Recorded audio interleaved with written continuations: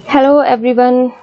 इस वीडियो में कवर करेंगे class 12 Indian economic development chapter number 2 का पार्ट 2। पार्ट 1 का लिंक डिस्क्रिप्शन बॉक्स में मिल जाएगा। फोर्थ टॉपिक आता है economic system and planning in India. 3 topic हमने पार्ट 1 में कर लिए थे कि इंडिया में किस तरीके का इकोनॉमिक सिस्टम हम यूज करते हैं, कैसे हम प्लानिंग करते हैं। तो इसका क्या मतलब है, planning in India was closely linked to choice of economic system, कि कौन सा इकोनॉमिक सिस्टम है इंडिया में।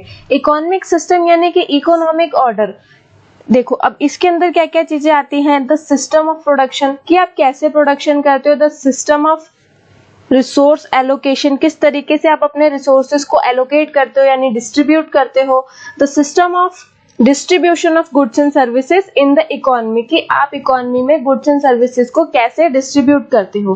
From the system of production, production के सिस्टम से हमारा क्या मतलब है कि goods, the way goods and services are produce in the economy, कि हमारी इकोनॉमी में गुड्स एंड सर्विसेज प्रोड्यूस किस तरीके से किए जा रहे हैं, हमने कौन सी टेक्निक का यूज किया, labour intensive technique, capital intensive technique, किस तरीके से गुड्स एंड सर्विसेज प्रोड्यूस किए जा रहे हैं।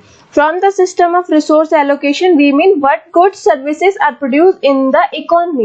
System of resource allocation से हमारा मतलब है कि कौन कौन से गुड्स और सर्विसेज हमारी इकोनॉमी में प्रोड्यूस किए जा रहे हैं, किस तरीके के गुड्स और सर्विसेज प्रोड्यूस किए जा रहे हैं। And from the system of distribution we mean the way people get reward for their factor services.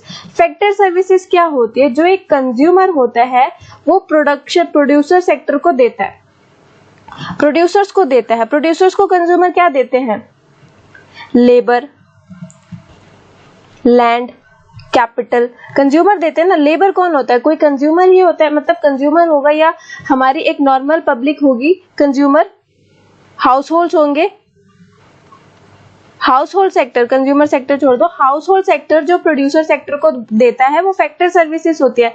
Labour देता है, लैंड देता है, कैपिटल प्रोवाइड करता है, तो उसके बदले में उसको क्या मिलता है, लेबर के बदले में वेजेस मिलती है, सैलरी मिलती है, लैंड जो हम देते हैं उस पर रेंट मिलता है, कैपिटल जो देते हैं उस पर इंटरेस्ट मिलता है, और एंटरप्रेन्योरशिप जो हम देते हैं जैसे कि मैनेजर्स वगैरह हो गए उस पर क्या मिलता है, प्रॉफिट मिलता है। ठीक है, तो there are 3 types of economic system. अब इकोनॉमिक सिस्टम 3 टाइप की होती हैं, एक होती है कैपिटलिस्ट इकोनॉमी, एक होती है सोशलिस्ट इकोनॉमी, एक होती है मिक्स्ड इकोनॉमी। बहुत सारे बच्चों को पता होगा कि ये कौन कौन सी होती है, जिनको नहीं पता यानी कि उन्होंने मैक्रो का चैप्टर नंबर 1 और 2 नहीं पढ़ा है, पढ़ लेना उसको, बहुत सारी चीजें इसकी उसमें समझ आ जाएंगी। तो this system are differentiated from each other on the basis of degree of freedom on the market forces in the economy.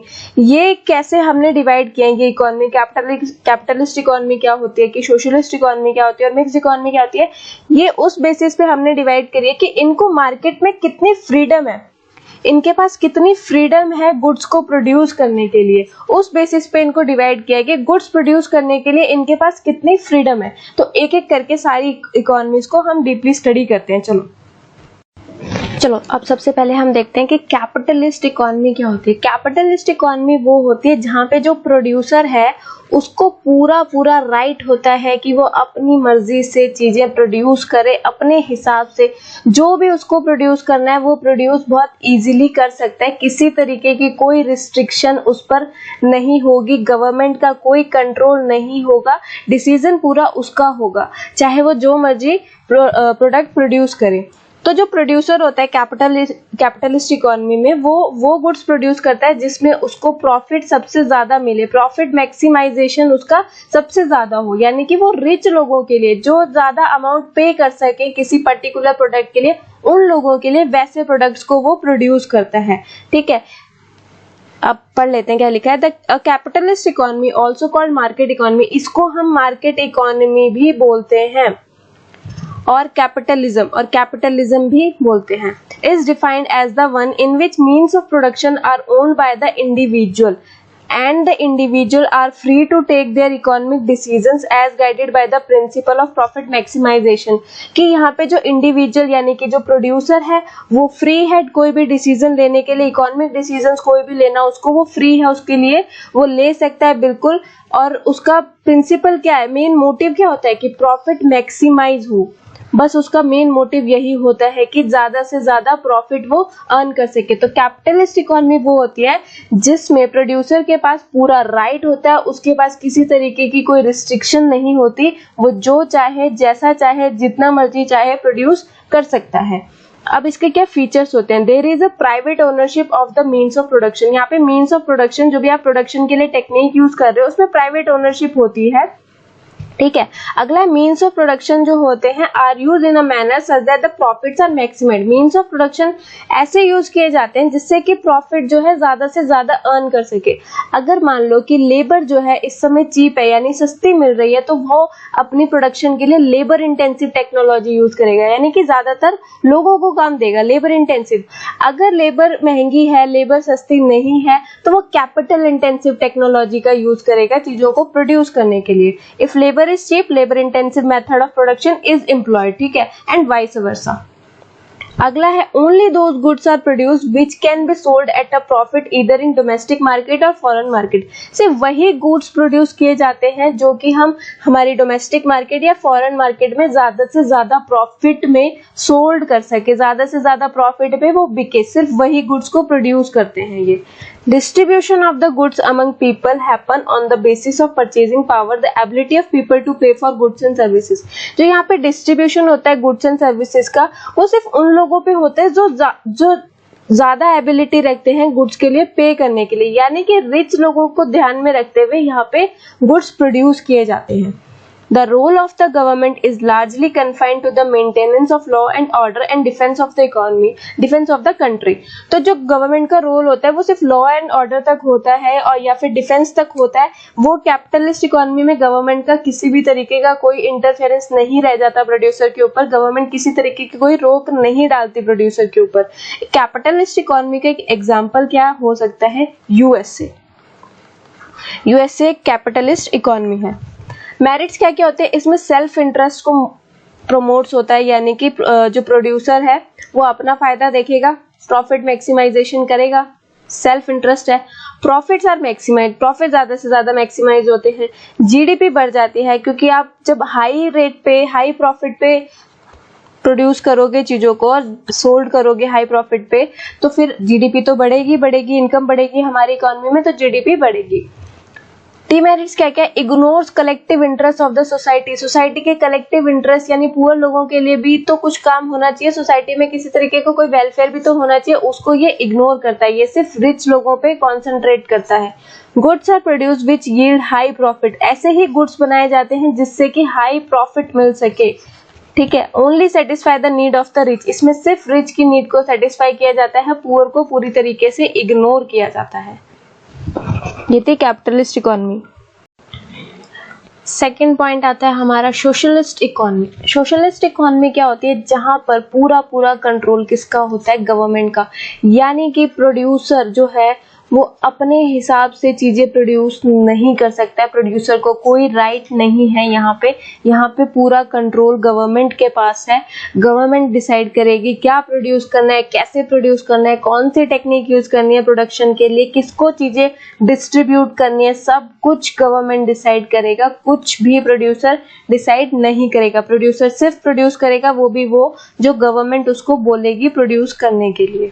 A socialist economy is the one in which there is a social collective public ownership of the means of production and economic decisions are taken by some central authority of the government with a view to maximize social welfare। और इसका main M क्या होता है? इसका main M होता है कि ज्यादा से ज्यादा सोशल वेलफेयर हो सके हमारी सोसाइटी में। It is assumed that the government knows what is the best for the country। ऐसा अज्यूम किया जाता है कि गवर्नमेंट को पता है कि उसकी कंट्री के लिए सबसे ज्यादा बेस्ट क्या रहेगा, तो वो वही प्रोड्यूस करती है। And so individual desires are not given priority. और यहाँ पे जो इंडिविजुअल डिजायर्स है उसको प्रायोरिटी नहीं दी जाती, यानी रिच सेक्टर को प्रायोरिटी नहीं दी जाती। अब इसके फीचर्स क्या क्या है कि मीन्स ऑफ प्रोडक्शन जो होते हैं वो सोसाइटी एज अ होल के मतलब उससे कलेक्टिवली यूज किए जाते हैं, जिसमें पूरी सोसाइटी का हाथ होता है, सिर्फ रिच सेक्टर के लिए नहीं। और there is a public ownership of the means of production, there is no private property. यहाँ कोई प्राइवेट प्रॉपर्टी नहीं होती, पब्लिक ओनरशिप होता है। Means of production are used in a manner such that social welfare is maximised, कि means of production को हम ऐसे यूज करते हैं जिससे कि जो हमारा सोशल वेलफेयर है वो मैक्सिमाइज हो सके। यानी कि अगर अनएम्प्लॉयमेंट की स्थिति है, हमारी कंट्री में अनएम्प्लॉयमेंट है, तो हम लेबर इंटेंसिव टेक्नोलॉजी यूज करेंगे जिससे कि जो ज्यादा से ज्यादा लोगों को काम मिल सके। ठीक है, तो ऐसे यहाँ पे मीन्स ऑफ प्रोडक्शन का यूज किया जाता है। अगला आता है there is direct participation of the government in the process of production, कि गवर्नमेंट का डायरेक्ट पार्टिसिपेशन होता है प्रोडक्शन की प्रोसेस में। The role of the government is not merely confined to law and order and defence, कि सिर्फ law and order तक नहीं रहता है यहाँ पे गवर्नमेंट का रोल, यहाँ पे प्रोडक्शन पे भी गवर्नमेंट का रोल रहता है कि क्या प्रोड्यूस करना है, कैसे करना है, ये सब गवर्नमेंट डिसाइड करती है। मेरिट्स क्या क्या होते हैं, इक्वालिटी रहती है, यानी रिच सेक्टर के लिए भी चीजें प्रोड्यूस होंगी और पुअर सेक्टर के लिए भी होंगी। ठीक है, सोशल जस्टिस रहता है। डीमेरिट्स क्या क्या है, आप सोशल वेलफेयर करते जाओगे तो आपकी जीडीपी जो है वो कम होती चली जाएगी, जीडीपी ग्रोथ स्लो हो जाएगी और ऐसी इकोनॉमी में इन्वेस्टमेंट बहुत कम मिलती है। तो ये भी एक डीमेरिट है कि यहाँ पे इन्वेस्टमेंट लेस होती है, क्योंकि सारा कंट्रोल किसके हाथ में होता है, गवर्नमेंट के हाथ में होता है, इसलिए कम इन्वेस्टमेंट होती है। नेक्स्ट है थर्ड पॉइंट, मिक्स्ड इकोनॉमी, यानी कि जो हमारी इंडियन इकोनॉमिक सिस्टम है। Mixed economy, the Indian economic system. हमारी इकोनॉमी कैसी है, हमारी इकोनॉमी मिक्स्ड इकोनॉमी है। मिक्स्ड इकोनॉमी में क्या होता है कि प्रोड्यूसर के पास भी राइट होता है और गवर्नमेंट के पास भी राइट होता है। कुछ कुछ चीजों में प्रोड्यूसर का राइट देखा जाता है, कुछ कुछ चीजों में गवर्नमेंट का, तो दोनों के पास राइट होता है, दोनों अपनी अपनी चला सकते हैं। गवर्नमेंट को अगर कहीं कोई रूल लगाना है तो गवर्नमेंट लगा सकती है, प्रोड्यूसर को कुछ प्रोड्यूस करना है तो प्रोड्यूसर भी प्रोड्यूस कर सकता है। तो दोनों के पास जहाँ राइट हो वो होती है हमारी मिक्स्ड इकोनॉमी। अब मिक्स्ड इकोनॉमी और यहाँ पे सोशल वेलफेयर भी पूरी तरीके से हो जाता है और इक्वालिटी तो रहती है, जीडीपी ग्रोथ भी हमारी होती है। A mixed economy is the one in which there is private as well as public ownership of the means of production। यहाँ पे means of production पे public ownership भी होती है, यानी government ownership भी होती है और private भी होती है। Production decisions are governed largely by the principle of profit maximization। यहाँ पे जो production का decision लिया जाता है वो profit maximization के लिए ही लिया जाता है, लेकिन social justice को ध्यान में रखते हुए। फीचर्स क्या क्या आते हैं, यहाँ पे जो मीन्स ऑफ प्रोडक्शन है वो प्राइवेट एंटरप्राइज भी ओन करती है और गवर्नमेंट भी ओन करती है। In the private sector production decisions are governed by the principle of profit maximization while in the public sector social welfare rules the rules। कि प्राइवेट सेक्टर में तो प्रिंसिपल क्या होगा कि प्रॉफिट मैक्सिमाइजेशन करना है, लेकिन पब्लिक सेक्टर में होगा कि हमें सोशल वेलफेयर करना है।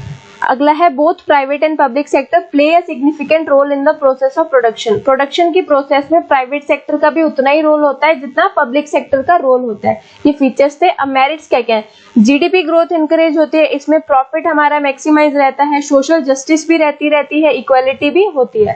डीमेरिट्स क्या क्या होता है कि लो लेवल ऑफ एफिशिएंसी होती है जिसकी वजह से करप्शन इंक्रीज होता है, करप्शन इंक्रीज होता है, इसकी वजह से लो लेवल ऑफ एफिशिएंसी रहती है। मैंने उल्टा बोल दिया था, करप्शन रहता है हमारे गवर्नमेंट सेक्टर में जिसकी वजह से हमारी एफिशिएंसी जो रहती है वो लो लेवल रहती है, बहुत कम एफिशिएंसी रहती है। नेक्स्ट टॉपिक, फिफ्थ टॉपिक है goals of planning in India. की इंडिया में जो हम प्लानिंग करते हैं उसके क्या क्या गोल्स हैं। देखो कुछ हद तक जो हमारे गोल्स होते हैं वैसे तो अलग अलग होते हैं, पर कुछ कॉमन गोल्स होते हैं जो कि हर 5 ईयर प्लान में इंक्लूड किए ही जाते हैं। ठीक है, तो वो गोल्स हमको पढ़ने हैं। कौन कौन से होते हैं, जीडीपी ग्रोथ, कि जीडीपी में ग्रोथ होनी चाहिए, मॉडर्नाइजेशन होना चाहिए, self reliance and self sufficiency होनी चाहिए, इक्विटेबल डिस्ट्रीब्यूशन और इक्विटी होनी चाहिए। अब ये सब क्या होता है एक एक करके स्टडी करते हैं। जीडीपी ग्रोथ यानी कि हमारा जो जीडीपी है यानी ग्रॉस डोमेस्टिक प्रोडक्ट है उसमें ग्रोथ होना चाहिए, वो इंक्रीज होनी चाहिए। जब वो इंक्रीज होगी तो हमारा लेवल ऑफ आउटपुट इंक्रीज होगा इकोनॉमी में। जीडीपी क्या होती है कि एक पर्टिकुलर इकोनॉमी में यानी डोमेस्टिक टेरिटरी में हमने जो भी प्रोड्यूस किया एक पर्टिकुलर पीरियड ऑफ टाइम पे हमने जो भी प्रोड्यूस किया वो हमारी जीडीपी होती है। मान लो ये हमारी इकोनॉमी है तो हमने इस डोमेस्टिक टेरिटरी के अंदर जो भी चीजें प्रोड्यूस करी वो क्या होती है, ग्रॉस डोमेस्टिक प्रोडक्ट्स, वो हमारी जीडीपी में इंक्लूड होती है। तो हमारी जीडीपी इंक्रीज होनी चाहिए किसी भी तरीके से, ये हमारा 5 ईयर प्लान का पहला गोल होता ही होता है। अब जीडीपी कैसे इंक्रीज होगी, ये 2 फैक्टर पर डिपेंड करता है। पहला, increase in resource base of the country, कि हमारे रिसोर्सेज को हमको इंक्रीज करना पड़ेगा। इंक्रीज इन प्रोडक्टिविटी यानी output, per unit of output हमको इंक्रीज करना पड़ेगा थ्रू इनोवेटिव टेक्नोलॉजी। आउटपुट कैसे हमारी इंक्रीज होगी, जब हम न्यू टेक्नोलॉजी, जो भी इनोवेटिव टेक्नोलॉजी होगी उसका यूज करेंगे तो हमारी आउटपुट, हमारी इकोनॉमी की आउटपुट इंक्रीज होगी। अगला है मॉडर्नाइजेशन, यानी कि जो भी जो भी हमारी न्यू टेक्नोलॉजी है, मॉडर्न टेक्नोलॉजी है, उसको हमको यूज करना चाहिए प्रोडक्शन के लिए, जिससे कि ग्रोथ हो सके। It refers to updating and adoption of modern technology in the process of growth. जो भी हम प्रोड्यूस कर रहे हैं, हमें मॉडर्न टेक्नोलॉजी का यूज करना चाहिए ताकि ग्रोथ ज्यादा से ज्यादा हो सके। Self reliance and self sufficiency. Self reliance क्या होता है? Self reliance means the state of non dependence on rest of the world for the financial resources. हमें हमारे फाइनेंशियल रिसोर्सेज के लिए यानी पैसों के लिए बाकी वर्ल्ड पे, दूसरी कंट्रीज पे डिपेंड नहीं होना चाहिए। ये होता है हमारा सेल्फ रिलायंस। सेल्फ सफिशिएंसी क्या होती है? refers to the state of non-dependence upon rest of the world for the essential supplies in the domestic economy। जो भी essential supplies होते हैं, जो भी हमारी जरूरत की चीजें होती हैं, उसके लिए हमें बाकी वर्ल्ड पे डिपेंड नहीं होना चाहिए। तो सेल्फ रिलायंस होता है पैसों के लिए, सेल्फ सफिशिएंसी होता है essential supplies के लिए। तो ये सब हमें हमारी ही कंट्री में प्रोड्यूस करनी चाहिए। इसके लिए हमें दूसरी कंट्री पे डिपेंडेंट नहीं होना चाहिए, खुद की कंट्री में प्रोड्यूस करना चाहिए। इक्विटेबल डिस्ट्रीब्यूशन या फिर हम बोल सकते हैं इक्विटी। अब ये क्या होता है कि देखो, जो हमारी इकोनॉमिक ग्रोथ है वो एक मीनिंगलेस चीज हो जाएगी अगर हमारी इकोनॉमी में इक्विटी नहीं होगी। अगर रिच और पुअर हम दोनों का ध्यान नहीं रखेंगे, अगर हमने एक पे ही ध्यान दिया तो सब कुछ खराब हो जाएगा, जीडीपी खराब हो जाएगी। अगर आपने पुअर पे ध्यान दिया, रिच पे ध्यान दिया, तो आपके पुअर जो है वो बिल्कुल डाउन चले जाएंगे। तो इसके लिए हमें क्या करना है? फॉलोइंग ऑब्जर्वेशंस है, इसको ध्यान रखना है। Growth serves virtually no purpose in a society where rich tend to become richer and the poor continue to struggle even for the essential of life. Growth का कोई मतलब नहीं रह जाता अगर रिच जो है वो रिचर बढ़ते ही जा रहे हैं, रिच होते ही जा रहे हैं, और जो पुअर है वो अपनी जरूरत की चीजों के लिए भी स्ट्रगल कर रहे हैं, जो कि जरूरत की चीजें हमारी लाइफ के लिए, उसके लिए भी वो स्ट्रगल कर रहे हैं। तो इकोनॉमिक ग्रोथ का कोई मतलब नहीं रह जाता। Benefit of growth must spread all across all section of the society. जो भी ग्रोथ का बेनिफिट है वो सारी सोसाइटी में होना चाहिए, ठीक है। डिस्ट्रीब्यूशन ऑफ इनकम जो होना चाहिए वो इक्विटेबल होना चाहिए, रिच को भी उतना ही मिलना चाहिए, पुअर को भी उतना ही मिलना चाहिए। Equitable distribution of income implies social equality and this was one of the principal objective और goal of planning in India। कि equitable distribution जो होता है उससे क्या होता है, ये सोशल इक्वालिटी बढ़ती है ज्यादा से ज्यादा। तो जो ये इक्विटेबल डिस्ट्रीब्यूशन ऑफ इनकम है, ये मेन गोल रहता है हर 5 ईयर प्लान का, कि हमें हमारे पुअर को किसी ना किसी तरीके से उठाना है, उनको गरीबी रेखा से ऊपर लाना है। चलो अब 6th टॉपिक और लास्ट टॉपिक है हमारा achievement of the goals. Last topic है इस चैप्टर का अचीवमेंट ऑफ द गोल्स, कि हमने जो गोल सेट किए थे, हमने जो 5 ईयर प्लान बनाए थे, उससे हमें क्या क्या अचीवमेंट मिली। सबसे पहली अचीवमेंट है हमारी इंक्रीज इन नेशनल इनकम, कि नेशनल इनकम में इंक्रीज आया। देखो हमारे जो 5 ईयर प्लान्स थे वो अपने टारगेट को अचीव करने में हमेशा फेल हो जाते थे। India fail to achieve the target rate of growth, हमेशा हम अनसक्सेसफुल रहते थे। लेकिन हमारी नेशनल इनकम में ग्रोथ आया जब हमने 5 ईयर प्लान बनाने शुरू किए। तो हमने जब उस पर काम करना शुरू किया तो हमारी नेशनल इनकम में ग्रोथ आया। नेशनल इनकम हमारी 0.5 पर एनम से बढ़कर 7th प्लान के बाद कितनी हो गई? 5.8%। 7th 5 ईयर प्लान जो बना था वो 0.5% से बढ़कर 5.8% हो गई थी। Although for most of the plan India failed to achieve the target rate of growth, it was successful in breaking the deadlock of economic stagnation that it had experienced at the time of independence। लेकिन हमने economic stagnation जो था उसको तोड़ दिया था, यानी हमने ग्रो करना शुरू कर दिया था तेजी से। Prior to planning, national income in India increased at the rate of 0.5% per annum. By the end of 7th plan, it was recorded to be 5.8%. Planning करने से पहले 0.5% थी, लेकिन बाद में कितनी हो गई? 5.8%. अगला आता है रिफॉर्म्स इन एग्रीकल्चर, यानी एग्रीकल्चर सेक्टर में भी काफी बड़ी छलांग हमने लगाई. 5-year plans contributed to the development of agriculture in 2 ways. इसको हमने 2 तरीकों से डेवलप करना शुरू किया. एक तो थ्रू लैंड रिफॉर्म्स, दूसरा through improvement in technology. Land reforms यानी कि land reform focused on abolition of intermediaries, यानी जो हमने बीच के लोग थे, इंटरमीडियरीज थे, वो हमने हटा दिए थे स्टेट और टाइलर ऑफ द सॉइल, यानी जो ओनर थे सॉइल के, उनके बीच में स्टेट और जो ओनर थे सॉइल के, उनके बीच में जितने भी लोग आते थे इंटरमीडियरीज, वो सब खत्म कर दिए थे, जिससे कि अब जो चीजें बनने लगी थी, बिकने लगी थी मार्केट में, वो कम दामों में, सस्ते दामों में बिकने लगी थी, जिससे ओनर को भी प्रॉफिट होता था और स्टेट को भी प्रॉफिट होता था. While technology focus on HYV seeds, और जो टेक्नोलॉजी थी वो HYV सीड्स यानी कि high yielding varieties of seeds, इस पे हमने शिफ्ट कर दी थी. ये वो सीड्स होते हैं जिसमें ज्यादा उपज होती है बाकी सीड्स के मुकाबले, तो हमने हमारे एग्रीकल्चर के लिए भी टेक्नोलॉजी इंप्रूव कर दी थी. Owing to these reforms, there was a revolutionary rise in agriculture output. तो इन सब चीजों को करने के बाद एग्रीकल्चर में काफी राइज हुआ, आउटपुट काफी हमारा इंक्रीज हो गया, प्रोडक्टिविटी भी इंक्रीज हो गई. ग्रीन रेवोल्यूशन जो आया था उससे सेल्फ सफिशिएंसी भी काफी इंक्रीज हो गई फूड ग्रेन को लेकर के. Growth and diversification of industry, यानी हमारी अब इंडस्ट्री भी डेवलप होने लगी. 5-year plan gave a big push to the basic and capital goods industry, यानी कि iron and steel, machinery, chemical, fertilisers, ये सब इंडस्ट्री हमारी बढ़ने लगी, और जो हमारी कंज्यूमर गुड्स इंडस्ट्रीज है वो भी डेवलप होने लगी, यानी कि धीरे धीरे ग्रो करने लगी और हमारी शेल्फ सफिशिएंसी को इंक्रीज करने लगी. By the end of 1990, Indian economy had achieve the recognition of an emerging industrial economy. 1990 के एंड में हमारी इकोनॉमी काफी हद तक ग्रो करने लगी. इकोनॉमिक इंफ्रास्ट्रक्चर भी हमारा ग्रो करने लगा, यानी कि means of transport, communication, irrigation facilities, power generation capacity, banking and insurance facilities, ये सब भी हमारे ग्रो करने लगे. During the period 1950-90, economic infrastructure had recorded a significant growth. Indian Railway had achieved the distinction of the largest network in the country, generating opportunity of employment. Indian Railway ने काफी opportunity generate करी employment को लेके. यानी अगला है social infrastructure, employment काफी increase करा था इंडियन रेलवे ने. यानी अब सोशल इंफ्रास्ट्रक्चर में हमारी हेल्थ और एजुकेशनल फैसिलिटी भी इंक्रीज हुई काफी ज्यादा 5 years प्लान बनाने के बाद. The key parameter of social infrastructure were also boosted.